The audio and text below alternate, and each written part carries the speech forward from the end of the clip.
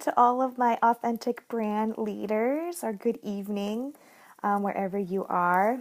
I just wanted to hop on here live because all of December I will be sharing lots of videos, whether they're pre-recorded or hopping on live. I have some interviews lined up as well. But it's all about helping successful business owners who want to become a coach or mentor so they can grow their business and their influence. Because if it's one thing that I've noticed about the heart-centered, high-achieving women that I serve, is that you have gotten to a really great place of success for yourselves. You've really pursued your dreams with like everything that you have.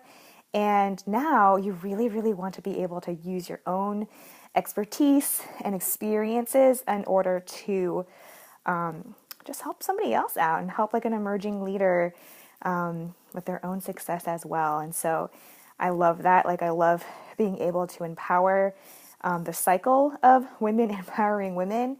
And I think coaching and mentoring is just a really, really great way to do that. So yeah, so this series is really all going to be, just ways to be able to help with that topic. Some will be more motivational. Some will be, very specific and simple and strategic strategies. Strategic strategies, yeah. And some will just be tools or techniques that you can really take away and kind of apply that to your own business now. So today I wanted to talk to you about, I guess this is more of a mindset, motivation sort of topic that I hear a lot actually, and it's how do you deal with rejection when you're putting yourself out there? Because especially if you are starting something new, or especially if you are pursuing like a big vision that God has put on your heart, there's going to be a lot of fear that pops up for you. There may be a lot of just maybe self-censoring, or maybe some moments of doubt where you can interpret as rejection. So how do we deal with this? Like let's say that you've been working on a new a new project, like a new offering. Let's say you're working on a new service to be able to do health coaching for people, and you post it on Facebook and or all over Instagram. You're starting to tell people about it. People are interested, and you like give them an offer, but you keep hearing no, or not now, or you go and do a guest, you go to pitch yourself to be on a podcast and you hear, oh, it's not a good fit. Or maybe you approach somebody who could be a really great strategic partner and they just don't respond. And you're just kind of feeling like more down in the dumps or defeated or just overall like rejected. And so this is a question actually that I've heard quite often, and something that, I think everybody deals with. But I just wanted to share, I guess, like 3 things that could really help you turn that rejection into something more productive, I'd say. So first thing is to remember that, I don't know if you like this phrase or not, but just to remember that it's not personal, it's business. And what I mean by that is I think a lot of us really put so much emphasis and so much value on our work that it's hard to like separate the difference between our worth and our work. And what I mean by that is like you are, when you hear no, you really take that personally. You think, oh, well, I'm not good enough, instead of thinking, oh, maybe the offer's not right, or the timing's not right, or it's not a good fit. Like you really take it personally and think that it's that they're saying that you're not good enough. And that's so not true, right? That's not true at all. Like your worth, your self-worth is a lot different than the work that you do. So really understanding that from the perspective of when people say no, it's not really about you. It just may be more about them. So really understanding it's not personal, it's just business. And another thing is, it's just really, as you are kind of building the habit and building the muscle of making offers, really spreading your message, becoming visible, really talking to the people that you're meant to serve, is to really focus more on just like your actions and not their reactions. Really focusing on what can you do to make sure it's a good fit. What can you do to make sure that the offer is to the best of your abilities? What can you do so that you know if that working together is the next best thing?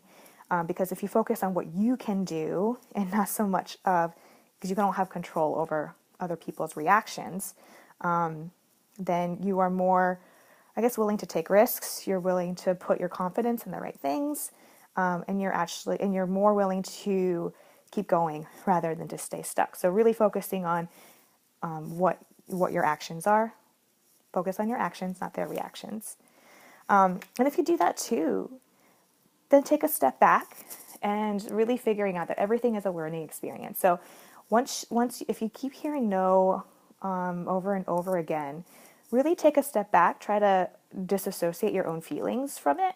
Maybe look at it as if you were like watching a movie of yourself, like replaying the game tape, so to speak, and really get some clear feedback of what you can improve. Because again, if you're focusing on your actions, and you can really understand that like all of these things can get better with your own skills, with your own confidence, with the way that you present yourself. So really taking an outside perspective look and ask yourself, like, what can make this process even better? Or what can you do differently the next time so that you can make tweaks and improvements and get closer, hopefully, to a yes than constantly hearing no. And if you're really brave, then you can ask the other person, ask the prospects, like, you know, you can say something like, as I'm growing my business, as I'm trying to serve my clients to the best of my abilities, may I ask you for feedback? And then you can ask them, like, well, why didn't you buy? Or like, what could make this a no-brainer? And then maybe they'll respond, maybe they won't. That's okay. But just really understanding, like getting feedback from yourself, from like without too much emotional attachment, but then also getting feedback from the people that you're talking to as well will definitely improve maybe your own process and how you're going about things. And I think the last thing I just want to leave you with is just really understanding like that it is like a big process. Hearing no, feeling like things not working out, it is all about the process. But I wouldn't really look at it as rejection. I would look at it as protection. I did hear that from another lady, so I'm definitely stealing her quote. Just understanding that hearing no is not rejection. It's actually God's protection in just protecting you from something that wasn't the best yes. Because that's what you really want. That's the ultimate win. You really want people who are engaged with you, people who want to work with you for the long haul. And so you want to look for those right people as well. So I hope this was helpful. This was kind of like a short and sweet video just to really tackle this process. I hope that you walk away with just a renewed perspective that you are on the right track, even if the results that you're seeing aren't maybe what you want. But if there's anything I've learned in business, it's just is perseverance and learning, taking everything as a learning experience so you can get better, and just to learn that not to take things so personally, that you can actually look at things from a very open mind, creative mind, so that the next time you make an offer, you'll be that much closer to a yes. I hope you find this helpful, and if you did, you can please feel free to comment in the video or share this with your friends. And then I'll be here all month long answering your questions about how successful business owners can become a coach or mentor to grow their business and their influence. I'll see you in the group. Bye.